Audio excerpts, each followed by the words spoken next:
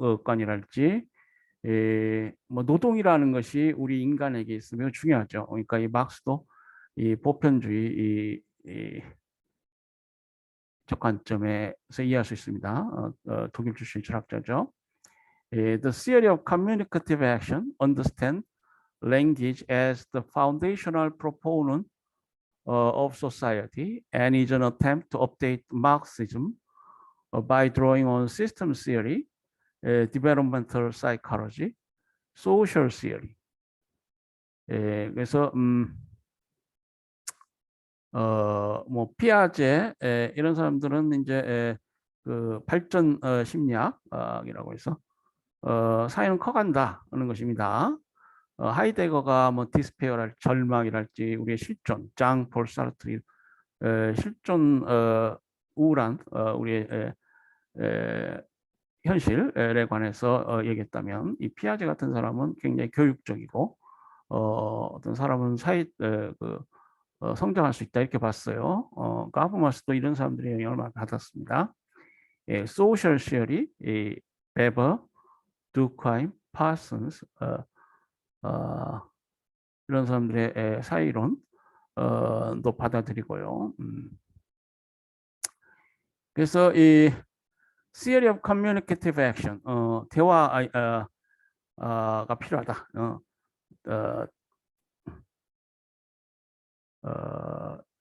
이 대화를 중시하는 이 이론, 하버마스에 뭐 적절하게 어떻게 번역을 하는 게 나을지 우리 아마 번역이 되어서 아마 소개가 돼 있을 것입니다. 제가 그걸 확인해 보지 못해요.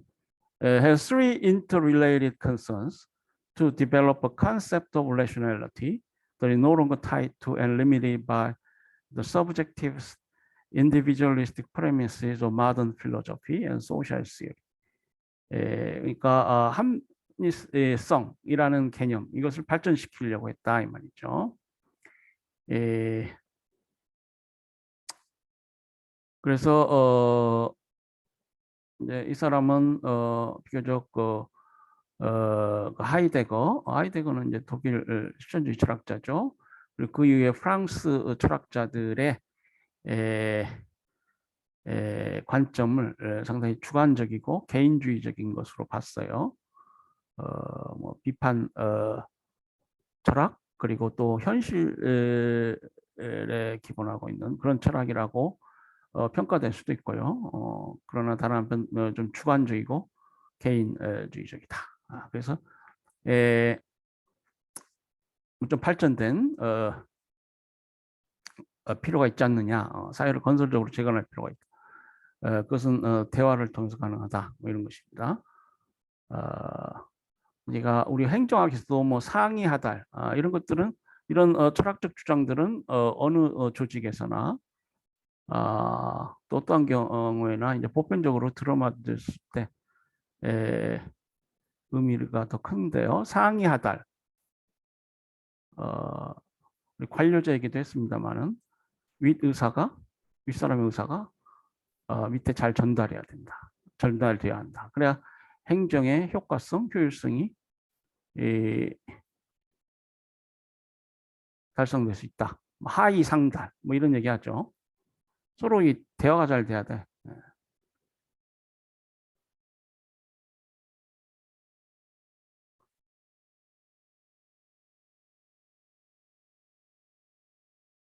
그리고 민주주의 사회는 또 협상과 대화 이게 매우 중요하죠. 어디에서나 일어날 수 있는 현상입니다. 그리고 국제기구를 뭐 창설한달지 뭐 조약을 체결한다 역시 대화와 협상이 매우 중요합니다. 근데 우리 과거의 한일 갈등 뭐였는인가요? 그래서 뭐 일본의 대수출 루트가 막히기도 하고 그랬죠. 그래서 굉장히 경색 정국이었는데 그래서 오랜 기간 지금 대일 관계가 뭐 긴장 상태에 있고 뭐 좋지 않은데요. 이게 그것도 이런 어떤 커뮤니케이션을 통해 활발한 커뮤니케이션이 전제되면은 뭐 해결 가능할 수 있지 않느냐 이렇게 보는 것이죠. to construct the two-level concept of society that integrates the life world and systems paradigms. 우리가 사회를 살 때 개인의 어떤 현실적인 삶이 있다. 그래서 독일이 세계대전을 일으켜서 유럽이 망했다. 니체가 그 당시 뭐 정서, 독일 사회 정서를 대변한 하이데거, 또 역시 뭐 그즈음 유럽 사회의 그 우울함을 대변하는 니체, 뭐 신은 죽었다라고 얘기했죠. 그 외에 뭐 장 폴 사르트르,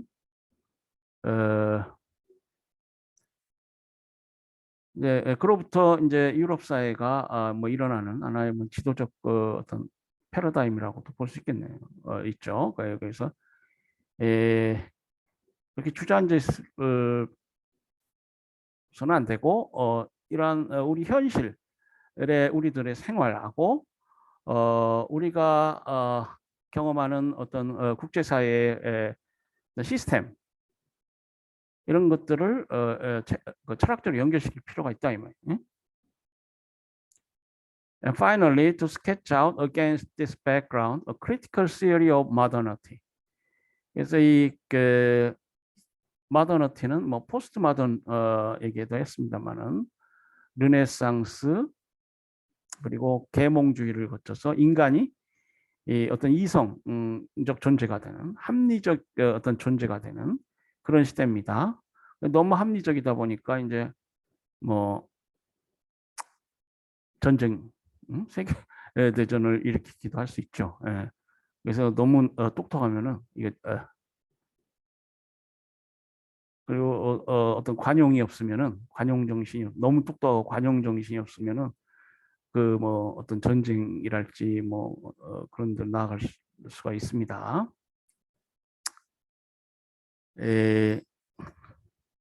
그래서 이 계몽주의를 비판적으로 우리가 봐야 된다. 그 지금 현대 우리가 살고 있는 국제사회 현실 과 그걸 이해할 수 있는 어떤 철학적 체계를 우리가 건설해야지. 과거에 머물러서는 안 된다. It's analyzed in the accounts for its pathology in a way that suggests a redirection rather than abandonment of the project of enlightenment. Project of enlightenment라는 얘기를 하니까 결국 우리가 궁극적으로 지향해야 될 바는 이 계몽주의인데요. 계몽주의적 어떤 패러다임이라고 할 수 있는데 그것이 과거와는 다른 것이다 이 말이에요. 그러니까 이 계몽주의가 이제 국제사회 현실에 맞지 않는다라고 해서 뭐 철학적으로 이걸 무시할 수 있는 것은 아니고 인간은 결국 궁극적으로 합리적 존재일 수밖에 없는데 그 합리성을 재건해야 된다. 그러니까 이 사람 요지네요. 합리성을 재건해야 되고 그것은 바로 communicative action. 여러 부분적 논리, 철학 간의 어떤 대화를 통해서 가능하고 그럼으로써 새로워진 리디렉션된 현대 철학은 인간과 시스템을 이해할 수 있도록 보편적인 설명이 가능하다. 뭐 이 철학자 입장에서 이제 그렇게 얘기했어요. 왜 이제 쉽게 우리 그 현실 사회에서 뭐 칸트식의 어떤 유엔을 통한 뭐 이상주의 뭐 이런 좀 발전된 차원의 보다 좀 구체적인 어떤 대안을 얘기했다. 뭐 이렇게 볼 수 있겠습니다.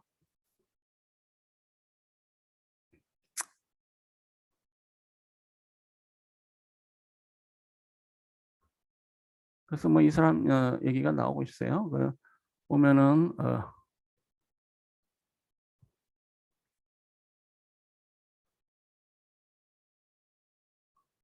아까 그 위키피디아에도 좀 나왔는데요.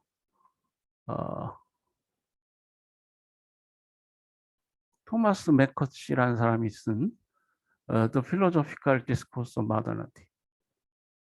아니 이게 저자가 가만히 있어 보자. 그러니까 하버마스가 저자고요. 이 토마스 맥커치라는 사람이 이제 서문 부분을 썼습니다. 죄송합니다. 그 얘기하려다가 그 보면은 헤겔's concept of modernity도 나오고요. modern's consciousness of time and its need for self reassurance. 지금 이 시대 그 과거 계몽주의의 합리성을 이 시대에서 어떻게 바라볼 것이냐?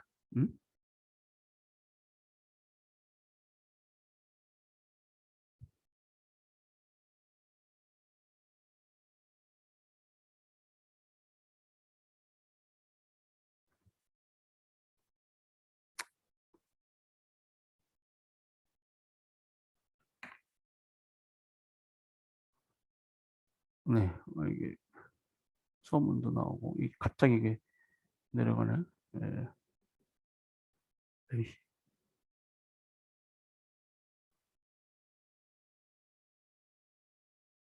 뭐 데리다 얘기도 많이 나오죠. 요걸 하면 되는구나. 예.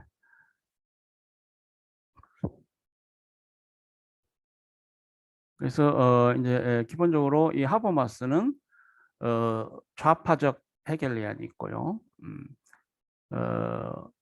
헤겔주의자들 중에 좌파적 성향의 철학자도 있다는 거예요. 라이트 헤겔, 우파적 헤겔주의자도 있고요. 이 합리성이라는 것이 이 헤겔에서 대표되는 근대 절대 이성이라는 것이 이제 정치적으로 이렇게 나눠지고요. 뭐 니체 같은 허무주의자가 있다는 것입니다.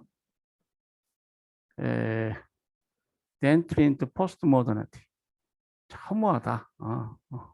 그러니까 사람이 이제 각성하고 어떤 똑똑해졌어. 그런데 그 똑똑해지고 보니까 이 세상이라는 걸 허무하다는 것입니다. 니체의 터닝 포인트. 니체가 이제 어떤 전환점이 되고, The Entwinement of Myth and Enlightenment. 막스 호크하이머, 테오도 아도모. 그래서 네, 이런 사람들은 어떤 합리주의 허무성을 극복하기 위해서 뭐 미스라고 할까요? 우리가 어떤 정서적으로 뭘 좀 정신적으로 어떤 신성시할 필요가 있다. 그 합리주의라는 건 굉장히 보편적이고 뭐 쉽다고 할 수도 있습니다. 그래서 이제 미스 우리 인간 의식에 잠재되어 있는 어떤 신성시한 어떤 정신적 측면을 통해서 그걸 허무주의를 극복해 보자 이런 경향이 있고, the undermining of Western rationalism through the critique of metaphysics. 그래서 이러한 형이상학에 대한 비판을 통해서 서구 합리주의를 해체하려고 하는, 언더마이닝하면 뭐 아까 디스페어 얘기도 하고 뭐 그랬습니다만은 실존주의 철학자인 마틴 하이데거에 의해서 서구 합리주의 많은 비판을 받게 됩니다. Beyond temporalized philosophy of origins. 그래서 임시적인 어떤 철학, 작스 데리타 같은 사람들, 이 사람들도 그러니까 작스 데리다, 마틴 하이데거 이런 사람들이 그 허무주의 그리고 어떤 서양 합리주의, 전통 서양 합리주의를 이제 비판하게 되죠. 그래서 이제 이런 사람들은 철학과 문학, 뭐 철학자들이니까요. 이 문학은 철학하고 좀 가까울 수 있습니다. 그래서 우리 뭐 주말 일간 신문들 보면 뭐 우리가 읽을 만한 철학서, 문학서 이게 많이 소개되죠. 근데 그런 문제들, 이 철학과 문학을 어떻게 분별할 것이냐 이런 철학자들의 주제입니다. 장르 디스팅션. 거기에 관련돼서도 얘기를 했고요. 그래서 이제 철학자들이 어떤 문학자로 나아갈 수 있는 해체주의적 관점에서는 그걸 상당히 같이 융합해서 볼 계기가 마련될 수 있습니다. Between eroticism and general economics. 바탈리 같은 사람은 우리 일반인의 이해할 수 있는 어떤 경제학과, 에로티시즘 얘기를 했고요. The critique of reason and unmasking of the human science. 역시 서구 이성에 대한 그러니까 비판 철학자들이죠. 이런 사람 미셸 푸코 같은 사람은. 그래서 이 사람 저작 중에 Archaeology of Knowledge 이런 걸 보면은 그러니까 지식의 고고학이라고 했죠. 자신이 수많은 책들을 다 읽어봤는데 영원한 진리라는 건 없다는 것이죠. 그래서 계몽주의, 뭐 절대 이성, 뭐 이런 얘기들이 다 허구라는 겁니다. 미셸 푸코 입장이죠. 그때 지배자의 편의를 위해서 만들어진 지식들이라는 것입니다. 이게 다 합리주의를 비판한 거예요. Some questions concerning the theory of power. 그래서 어떤 권력 이론 관련해서 푸코가 이제 지배계급 얘기를 했는데 지배계급의 지식 이런 얘기를 했는데 푸코에 관해서 이제 그 후에 이제 아까 그 가버먼탈리티 얘기도 제가 좀 했죠. 그러니까 푸코의 지식들은 이제 굉장히 비판적입니다. 나중에 이제 이것이 과연 그의 주장, 뭐 철학들이 이 통치에 이용될 수 있느냐, 뭐 그런 얘기도 했어요. 근데 이제 하버마스는 그 얘기에 대해서 좀 비판적입니다. 그래서 푸코와 하버마스의 대화, 작스와 데리다, 작스 데리다와 그 하버마스, 이 대표적인 독일 프랑스 철학자들이 뭐 같이 책도 내고 뭐 그러게 됩니다. 보면은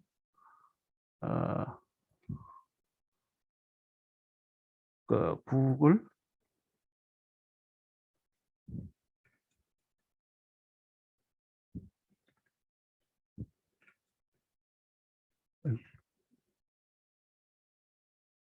네, 이게 타이프가 잘 안 치죠.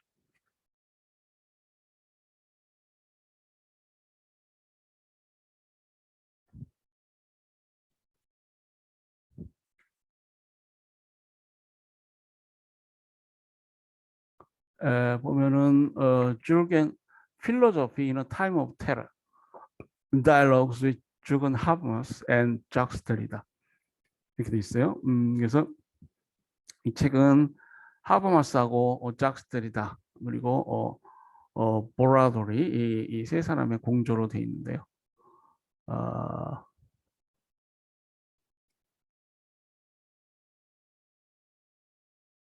보면은 이 작스와 데리다 간의 어떤 입장 차이랄지 공통 적으로 공통적인 인식 뭐 이런 것들을 우리가 알 수 있습니다. 네, 얘기를 하다 보니까 너무 마치 철학 시간이 된 것 같아서 죄송합니다. 그래서 여러분은 어떠세요? 아까 주리스토크라시 얘기도 했고 현대판 어떤 합리주의 재건을 대표하는 하버마스 얘기도 했는데요. 결국 행정공무원이랄지 어떤 지적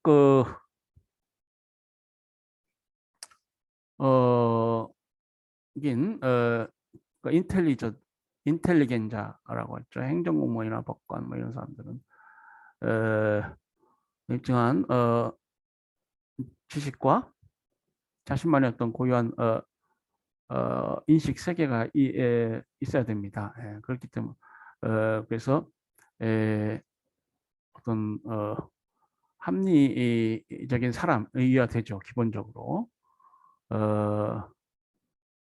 그래서 이런 철학자들 얘기, 또 우리 법원 그러니까 사법부의 역할을 통해서 형성되어 온 기존 사회적 가치들 대한 이 이해 뭐 이런 것들이 필요하지 않는가 이렇게 봅니다. 예, 좀 설명이 길어졌습니다. 그러면은 공유를 잠시 중지하고 우리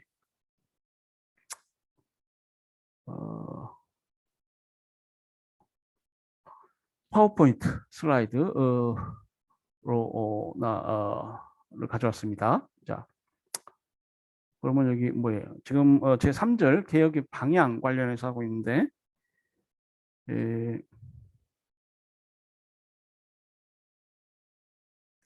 지금 시간이 어떻게 되었나요? 예, 예, 1시간이 좀 넘은 것 같은데 보면은 지난 시간에 대한 에도크라시 얘기 나와 있고요. 어,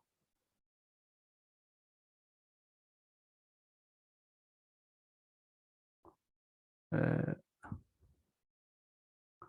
커카드의 연합적 모형형 반관료제 모형이 있습니다. 어, 그 지난 시간에 얘기했죠. 프로젝트 팀. 프로젝트 팀을 구성해서 기존의 관료제 이제 기본적으로 이러한 조직 개혁 방향 관련해서 그 전통 이론인 관료제. 그러니까 제목도 탈전통적 이론이잖아요. 관료제를 어떻게 개혁하고 어떤 효율적이고 효과적인 어떤 정부 조직 그리고 개혁이 이루어질 수 있게 할 것인가 뭐 그런 것입니다. 세이어의 개서제 타파가 보면은 개서제 문제 때문에 타파하게 이 사람은 소규모 집단화, 경계의 장벽을 허물고 참여적 협동적 문제 해결 방안 실현 그리고 승진이나 보수의 차등 이걸 부정한다. 그러니까 이제 실적 같은 걸 중시하게 됩니다. 기존 관료제는 뭐 영공 서열제라고 하죠. 그래서 시니어리티 시스템 오래되면 될수록 봉급도 많이 보수도 많이 받고 뭐 그러잖아요. 이런 행정 개혁을 통해서 음, 보다 민간 기업적 어떤 민간 기업의 조직 원리가 가능하다는 것입니다. 화이트의 탈경계 이론은 지각적 내지 상상적 경계 현상이 조직과 환경에 직면한 문제의 근원이다. 지각적 내지 상상적 경계 현상. 이것이 발생하는 것이 관료제죠, 관료제. 그러니까 계급이 있고 계급 간에는 뭐 경계가 있잖아요. 그 실제 일하는 걸 보면은 공통의 어떤 관심사를 통해서 일하잖아요. 그러니까 보건복지부다. 그럼 장관이나 중간관리자나 이게 국민의 보건과 복지를 위해서 일하잖아요. 그러니까 누가 보다 행정 효율성을 가져올 수 있는 아이디어를 갖느냐 이런 것들이 이제 중요할 수 있는데요.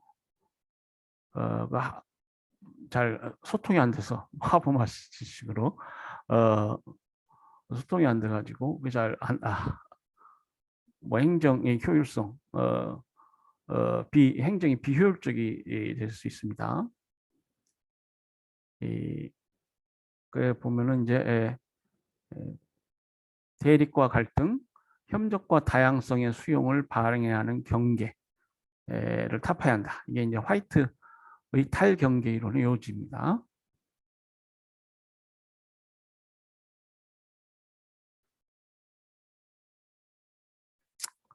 어, 이 생글한 사람도 이제 상당히 저명한 경영학자입니다. 어, 그래서 이 사람은 학습 조직 모형을 얘기했어요. 자아실현적 인간 모형과 개방체제 모형을 바탕으로 외재적 조건보다 사람들의 사고 방식, 상호 인간관계를 더 중요시하는 조직개혁 방향입니다. 그래서 그 조직을 구성하는 사람들의 사고 방식을 그리고 인간관계가 중요하다는 것입니다. 그래서 일단 행정공무원들은 퍼스널 메스터리, 생애와 일에 관한 개인의 접근 방법과 역량을 성숙시키고 창의적으로 세상을 바라볼 수 있는 능력을 확대할 필요가 있다. 그리고 멘털 모델, 사고의 모형, 뇌리에 박힌 전체 또는 정신적 이미지를 성찰하고 새롭게 하는 방법, 사고의 모형을 통해서 인간을 개조해야 된다. 공동의 비전을 가져야 되고요. 어떤 집단적 학습이 필요하고 결국 최종적으로 시스템 중심의 사고를 할 수 있어야 된다. 오늘 시스템이란 말이 많이 나오네요. 시스템. 그래서 뭐 우리 시스템 하에서 살고 있는 인간이잖아요. 아까 하버마스도 얘기했지만은 거기에서 인간의 합리성과 어떤 철학적 진리를 복원해야 된다. 생규도 우리가 처한 어떤 시스템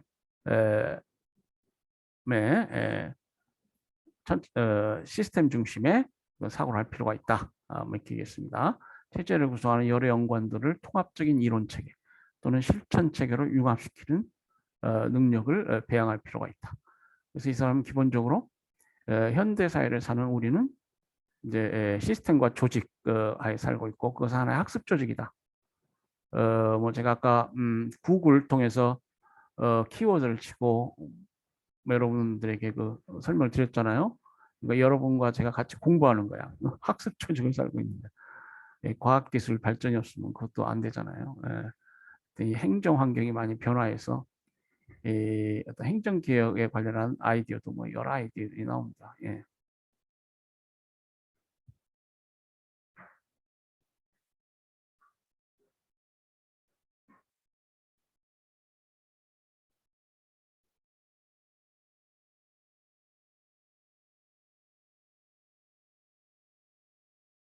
자, TQM, Total Quality Management. 이 TQM, 총체적 품질 관리라고 부르는 이러한 그 조직 관리 이론은 1920년대 미국에서 창안해서 2차 세계대전에 일본에 수출했다가 이제 오히려 그 일본으로부터 미국 역수입한 것입니다. 80년대. 그래서 이제 토요타 자동차 회사를 중심으로 해서 이 총체적 품질 관리에 의한 어떤 경영 체계라고 할까요? 이론이라고 할까요? 이것이 이제 발전하게 되는데 총체적 품질 관리하에서는 뭐 고객과 공급자로 구성된 조직, 고객의 요구를 존중한다 이 말이에요. 그 지속적인 개선, 집단적 과정의 중시, 개방적 신뢰관계, 과학적 기법 사용 등등 새로운 경영 관리 이 체계가 만들어지게 됩니다. 총체적 품질 관리는 고객 중심주의라고 할 수 있고 통합주의라고 할 수 있고 인간주의, 총체주의, 합리주의, 개혁주의, 무결점주의 등을 추구하고 있다. 이렇게 설명되어 있습니다. 네.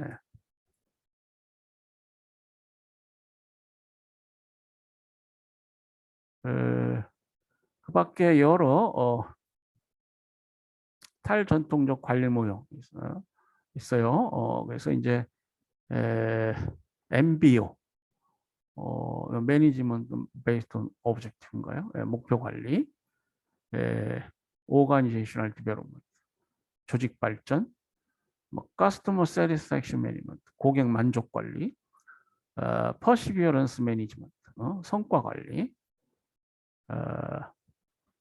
노머티브 컨트롤 모델, 규범적 통제 모형, 스트래티직 매니지먼트, 전략적 관리, 뭐 이런 것들이 이제 기존 관료제에 대한 어떤 새로운 관리 모형이라고 할 수 있겠습니다. 근데 성과 관리 같은 경우에는 이 퍼시비어런스 매니지먼트라고 하는데 측정 가능한 목표를 제시하고 조직 산출 평가, 개인 평정, 성과 유인을 부여하고 연도별 관리 과정 또는 예산 과정과 자원 배분의 연계, 뭐 평가 완료, 이밸류에이션, 그리고 피드백, 이건 매우 중요합니다. 조직 과정에 있어서 매우 중요해요. 그리고 이제 전략적 관리, 역동적인 환경 변화에 각한 전략 및 기술을 개발해야 됩니다. 경직적인 관료제, 그런 잘 안 돼요. 그러니까 이 전략적 관리는 조직과 환경과의 관계를 중시하는 변혁적 관리라고 할 수 있겠습니다.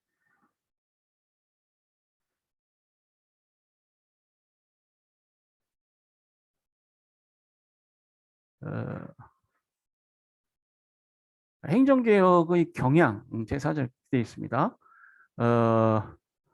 신공공관리론 얘기했었죠. New Public Management. 기업가형 정부, 이 오타 났네요. NPM이라고 하는 것인데요. 뭐 정부 감축과 민영화, 능률적, 효율적 관리, 리절트 오리엔티드라고 그랬죠. 산출과 성과의 강조. 분권화, 디센트럴라이제이션. 우리 오스본 개블러 얘기할 때 얘기했죠. 이제 신공고 관리 운동의 대표적 예로 뭐 뉴질랜드 사례를 들 수가 있습니다. 신공공 관리에 대한 비판 만만치 않습니다. 말씀드린 대로 이 신자유주의 계획이 실패했다고 평가하는 학자들이 많이 있어요. 시장 논리를 공공부문에 도입하기가 적절치 않다. 그런 비판이 있고요. 계약제의 활용 문제, 성과 측정의 애로 공무원들은 사기 저하. 너무 경쟁이 심하니까 공무원들이 사기가 저하될 수가 있습니다. 그리고 계약제 활용 관련해서도 여러 가지 기존 제도 와의 어떤 갈등 문제가 있고요. 또 성과 측정 자체가 어려울 수 있습니다. 이 행정부가 한다는 것이 어떤 계량적, 산술적 방법으로 뭐 성과가 측정되는 게 쉽지 않죠. 그뭐 MPA, New Public Administration 얘기도 했지만은 그 사회의 어떤 이념과 가치, 그리고 그걸 수호하는 것이 또 행정의 목표의 중요한 하나이기 때문에 그렇습니다.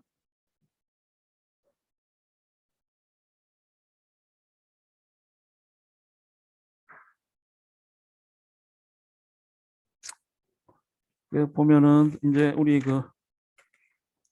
교재의 행정개혁 경향 관련해서 여기 슬라이드는 없는데요. 156페이지인가요? 기업가적 정부, 오스본 게블러가 말한 기업가적 정부, 10 프린서플이 나와 있습니다. 10가지 원칙이 나와 있죠. 한번 보시고요. 그리고 탁월한 정부에 대한 설명이 있습니다. 그리고 일 잘하고 비용이 덜 드는 정부. 이 제목에서도 알 수 있겠지만은 이제 정부를 현대 사회가 요구하는 그런 경쟁력 있는 정부로 만들기 위해서 이제 어떻게 해야 되느냐, 뭐 그런 얘기입니다. 보면은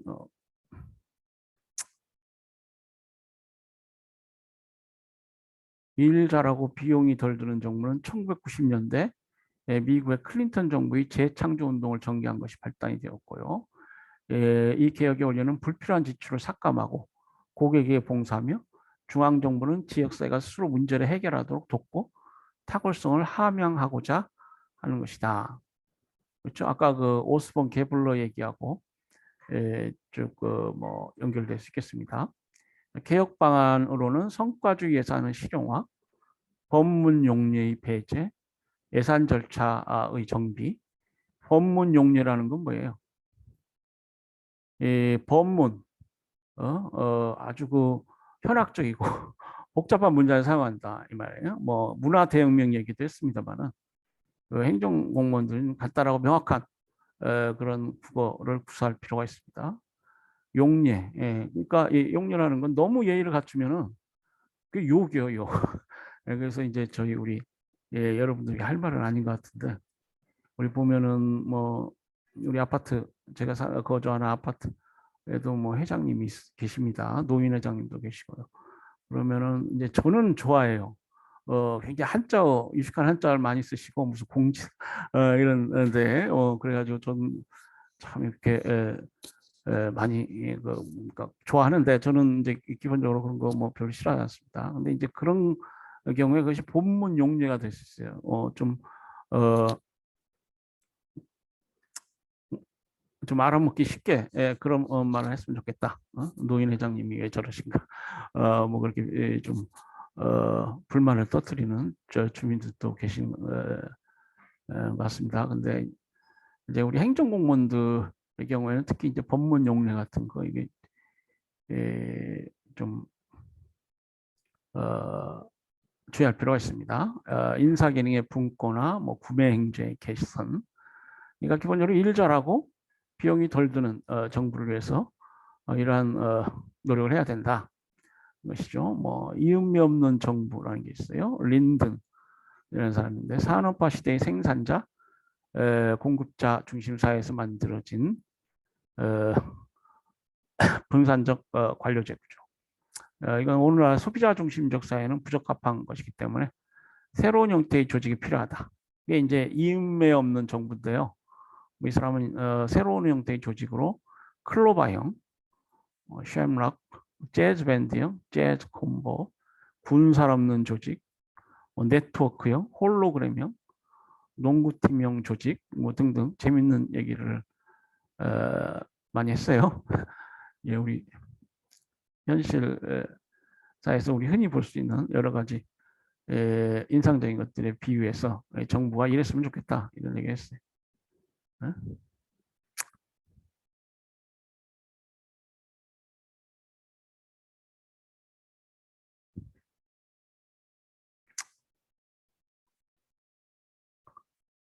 그리고 이제 말씀 아까 위키피디아 얘기 드렸습니다만은 지금 인터넷 시대를 살고 있습니다. 그래서 언젠가 이 인터넷 혁명은 인류사적으로 가장 영향력 있는 혁명이다. 뭐 그렇게 평가되기도 하고 그랬는데요. 이 정부와 행정에도 영향을 미치고 있습니다. 그래서 우리가 그것을 E-government라고 해요. Electronic Government요. 뜻이. 전자정부. 우리가 전자정부 시대를 살고 있습니다.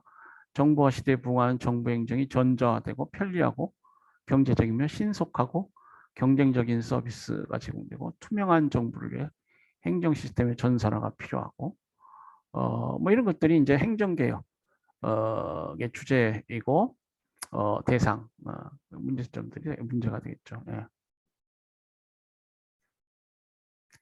자, 그럼 앞으로 이 행정개혁은 어떻게 돼야 되느냐? 그 진로라고 할까요? 뭐 중요한 것은 이제 환경 변화가 추이라고 할까요? 행정 환경의 변화를 잘 파악해야 됩니다. 분화와 변화의 속도가 빨라지고 있죠. 또 다원화 사회가 이루어지고 있습니다. 정보화 체제가 발달하고 있고, 뭐 다품종 소량 생산, 그리고 낭비, 범죄, 문화적 혼합의 장기화, 도시화 촉진, 사회적 분화, 뭐 이런 여러 특징의 이 행정환경 변화가 주위에서 이루어지고 있어요.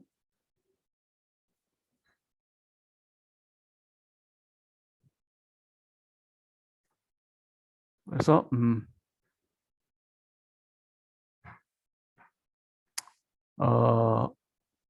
이런 사회적 변화가 급속하게 일어나면서 이제 그러니까 행정환경에 따라가지 못하면 우리 행정은 이제 여러 가지 문제점을 노출하게 됩니다. 행정 과잉 팽창, 투명성 결여와 부패, 전통 관료제의 구조적 문제와 부정적 관료 행태, 모든 조직 관리 과정은 불합리함, 조직의 환경 변화에 대한 적응 능력 부족, 이런 여러 가지 문제점이 발생할 수 있다. 그래서 행정개혁은 앞으로 그 개혁 방향이라고 할까요? 개혁 방향과 개혁 전략을 좀 생각해 볼 필요가 있는데 무엇보다 행정개혁은 시대적 요청에 부응하는 것이 매우 중요하다. 음. 자, 우리 그 이번 대통령 선거가 있었습니다. 그 대통령 선거에서 말하는 민심, 시대적 요점이 뭐냐? 이걸 먼저 파악해야 되겠죠. 시민 중심적 개혁, 민주화 인간화를 위한 개혁, 통합적 기능을 발휘할 수 있도록 하는 개혁, 성과 중심의 예산 편성과 행정 추진, 뭐 정보화 대응 개혁, 뭐 청렴도를 높이는 반부패 개혁, 뭐 이런 것들이 뭐 교재에 쭉 설명이 되어 있으니까요. 여러분이 다시 한번 읽어보시기 바랍니다. 개혁 전략, 개혁 전략 관점에서 먼저 기구론적 차원의 개혁을 생각해 볼 수 있습니다. 행정기구는 지금 현재 필요 이상으로 거대해져 왔고 상호 유기적인 연계가 미흡하다. 관료적 개소적 구조로 집권화되어 있어서 획일적이며 경직적이고 변화 저항적인 문제점을 가지고 있다. 행정기구의 개혁이 필요하다는 것입니다.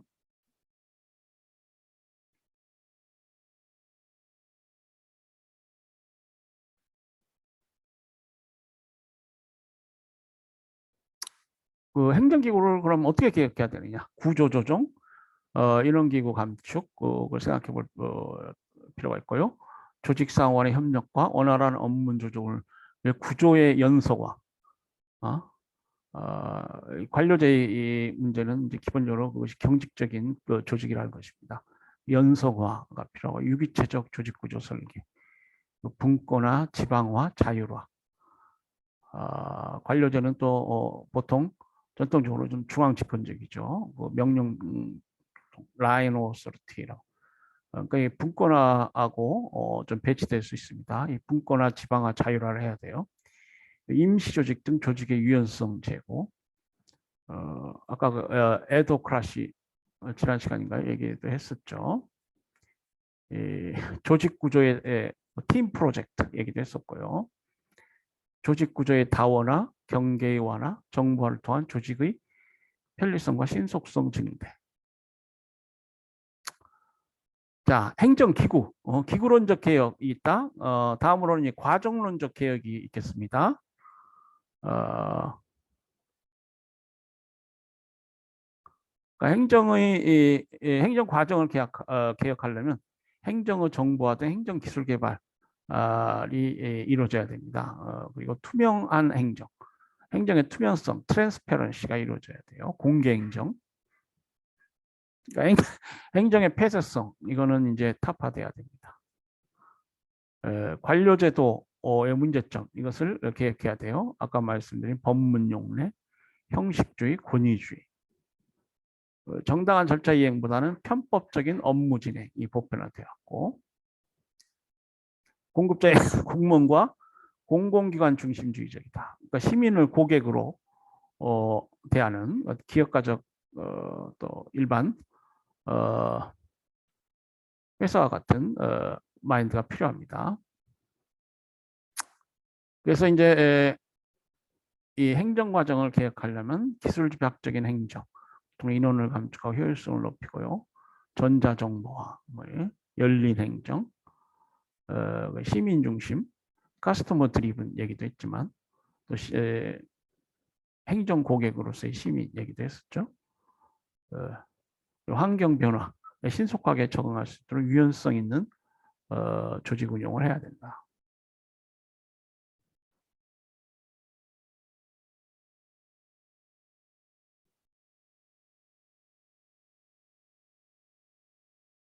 자, 행정기구의 개혁, 행정과정의 개혁, 그리고 지금 우리 한국 사회에 문제되는 한국 사회의 관료제의 문제는 복지부동입니다. 복지부동. 복지부동을 해소해야 돼요. 복지부동이라는 건 뭐예요? 땅에 자신의 몸을 엎드리고 움직이지 않는다 이 말이에요. 무조건 윗사람에게 예예, 예스맨. 이 사람 말만 잘 들으면 된다. 뭐 특별히 찾아서 뭐 일하거나 그럴 필요 없다. 이게 지금 한국 사회 관료제의 문제점이라고도 볼 수 있는데, 이게 보장된 자리, 우리 직업공무원제에 따라서 국가공무원법에 따라서 이 신분이 보장되고 있죠. 장기간에 걸친 인사감, 시간이 가면 해결된다는 의식, 적극적인 의식을 갖는 행정공무원이 돼야 됩니다. 공무원 의식 개선, 인사관행이 필요해요. 대표 관료제의 실현이라고 할까요? 이 대표 관료제는 어떤 개념이냐?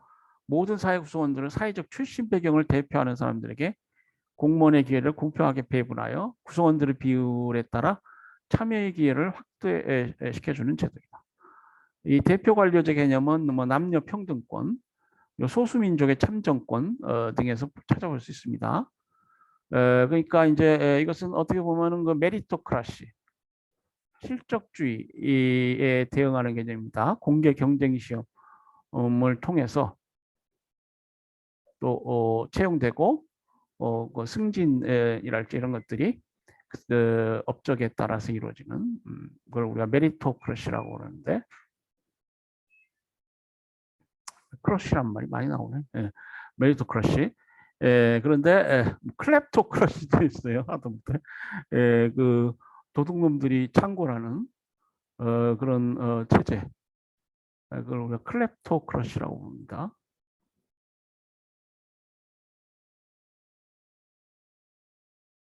이 메리토크러시는 실적주의입니다. 이 대표 관료제는 이 실적주의에 대응하는 개념입니다. 그래서 뭐 여성이 좀 능력이나 자질이 부족해도 예컨대 여성가족부, 이건 뭐 폐지된다는 말이 맞죠? 여성가족부 공무원은 채용할 때 여성을 우선해서 채용한다는 것입니다. 그 행정의 주제가 그 사회적 출신 배경을 대상으로 할 때 우대한다는 거예요. 그래서 이제 여성에 의해서 대표되는 관료제라고 할 수 있겠습니다. 이것은 이제 우리가 윈도우 실링이라고 해서 모든 사회 영역에서 남녀 간의 차별을 줄여야 된다. 뭐 그런 관점에서 이 대표 관료제를 이해할 수도 있겠지만은 특히 이 대표 관료제는 그 중에서도 그 자신이 속하는 사회적 그 부류에 관한 행정인 경우에 그 의미를 더 갖습니다. 그래서 뭐 여성가족부의 경우에는 뭐 여성 우대를 통한 대표 관료제가 얘기될 수 있겠고요.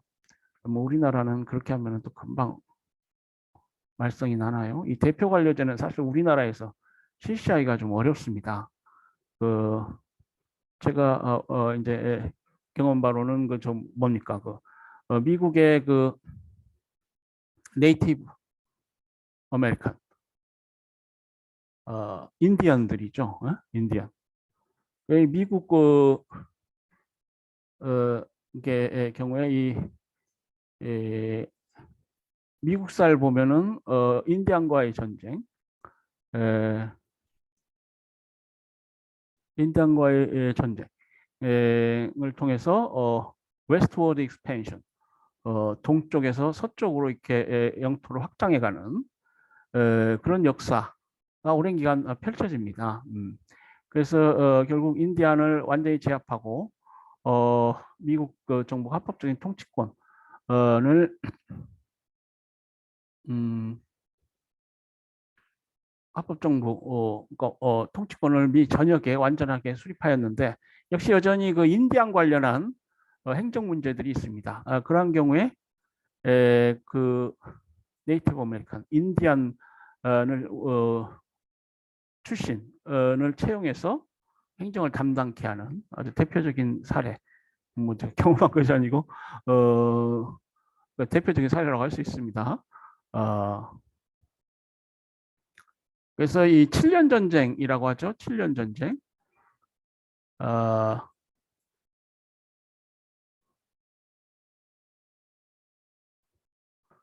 프렌치 인디언 워.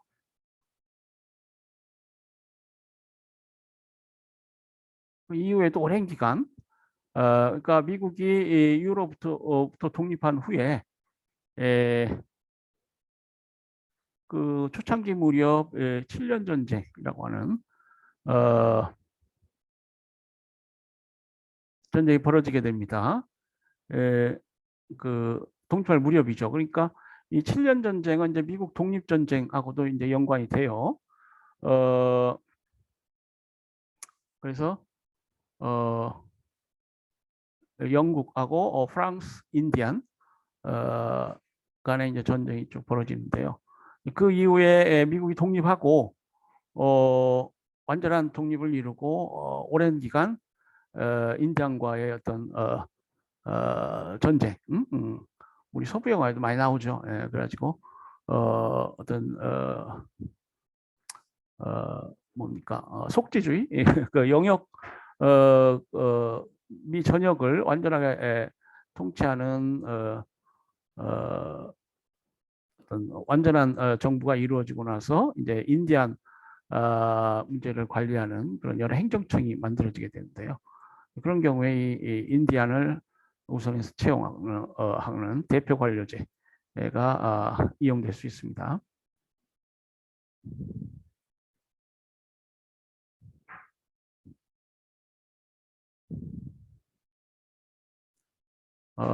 뭐이 대표 관료제는 국민의 기회균등을 보장하고 이를 통해 통제를 강화할 수 있다는 유용성이 있지만 집단주의, 집단 이기주의 표현이 될 수 있고요. 자유 경쟁적 원리와는 다른 아까 그 메리토크러시하고 좀 갈등 관계에 있을 수 있는 그런 것이라고 할 수 있습니다. 그 역차별. 뭐왜 인디아는 우선해서 채용하냐? 왜 여성을 우선해서 채용하냐? 이런 역차별 문제가 있을 수 있습니다. 이 reverse discrimination. 사회학자들은 역차별이라고 하고요. 법학자들은 이게 affirmative action. 적극적으로 이런 과거에 차별받았던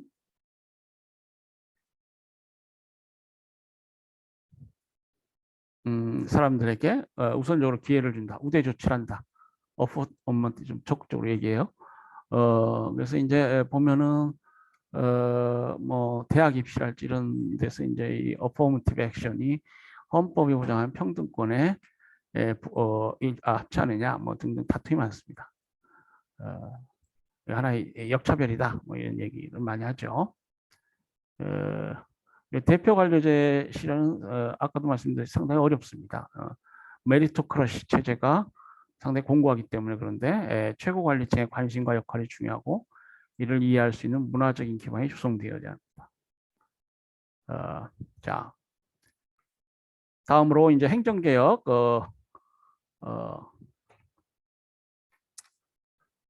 행정개혁의 이 진로 관련해서 성과주의적 보수를 구현해야 됩니다. 지난 시간에 말한 리절트 오리엔티드, 기업가적 정부라고 했는데 그 한 요소가 성과에 따라서 보수를 지급한다는 거예요. 전통 관료제에서는 영공서열제라고 했죠. 성과주의의 반대가 영공서열제. 오래 근무하게 되면 보수가 높아져요. 그래서 성과주의적 보수 구현을 위한 계획이 필요하다.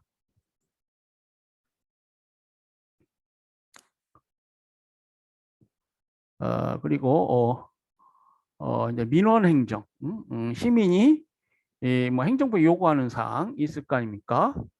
이 민원 행정은 시민들의 생활과 밀접하게 연결되어 있기 때문에 정부의 신뢰와도 직결되는 행정 분야인데 민원 행정을 개혁할 필요가 있습니다. 처리 절차를 간소하고 능률화하고 뭐 너무 과도하게 무슨 허가를 내준다든지 뭐 이럴 때 제출 서류를 너무 불필요한 제출 서류 이런 줄일 필요가 있어요.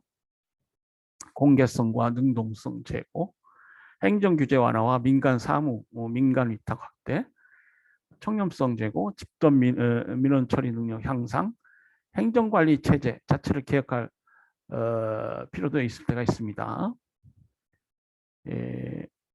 그래서 이제 여러분 뭐 주민등록등본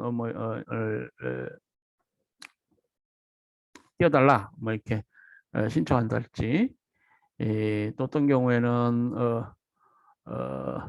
청와대 뭐 청원을 제출하기도 하죠. 이러한 경우에 그 전자적 방식에 의해서 행정관리 체제 자체를 개혁 뭡니까? 행정관리 체제 자체를 개혁할 필요가 있을 수 있습니다. 지금 그래서 우리 사회 문제, 중요한 사회 문제가 발생한 면은 행정부에 이제 청원하는 관례가 지금 뭐 정착돼 있죠. 과거와 달리 전자적 방식에서 그것이 굉장히 시스템적으로 발전돼 있습니다. 그리고 이제 공직 부패 문제가 항상 걸림돌입니다. 공직자들은 부패하면 안 돼요. 공직 부패가 왜 유발되느냐? 한번 진지하게 반성해 볼 필요가 있습니다.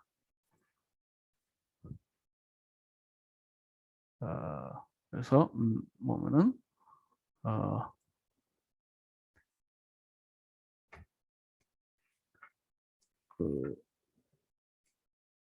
우리 교재에도 있지만 경제 성장 과정에서 기득권을 유지하려는 계층이 행정적인 편리를 도모하기 위해서 부정을 유발시키기도 하고요. 국민적 문화적 여건이 부정을 용인하는 방향으로 이렇게 형성되기도 하고 국민적 가치관이 혼란한 과도기적 현상으로 나타나기도 합니다. 민주주의 사회가 됐지만 여전히 관조민미적 사고방식에서 뭐 뇌물을 주는 것을 뭐 당연시하고 뭐 이런 것들 행정문화 또 국민적 가치관 이런 것들이 부정부패 원인이 될 수 있습니다. 행정이 미발달해서 행정 능력이나 윤리성이 타락한 것도 문제고요. 자, 우리 행정 참여 6절에 이제 행정 참여라는 개념이 있습니다. 행정 참여는 행정에 대한 정책 결정 과정과 집행 과정 속에서 시민이 참여해 국민의 의사를 반영하고자 하는 행위라고 정의할 수 있습니다. 행정 참여와 유사하지만 시민 참여라는 개념이 있는데 행정 의사 결정 과정에 시민이 개인적 또는 집단적으로 영향을 미치거나 관여하는 것을 의미합니다. 그래서 이제 민주주의 사회 행정 참여와 시민 참여는 뭐 어떤 대동소이한 개념이라고 할 수 있겠는데요. 일반적으로 이제 참여란 결정권이 없는 자가 결정권이 있는 자 행동에 영향을 미치는 행위를 말하겠죠. 시민 참여가 이루어지기 위해서는 몇 가지 요건이 갖춰져야 한다. 우리 교재에 그런 설명이 되어 있습니다. 자, 보면은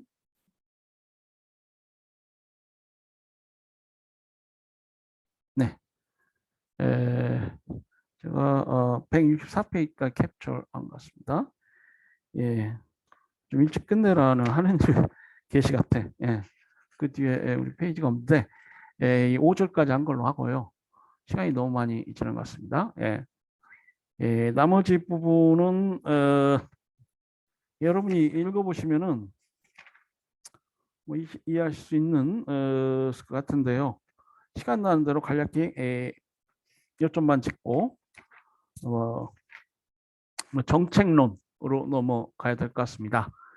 예, 그 5주차 강의를 여기까지 마치고요. 여러분 강의 들으시라고 수고하셨습니다. 네, 좀 분량이 많아서 죄송합니다. 네, 그러면 5주차 세 번째 시간 강의를 마치고 행복한 하루 되세요.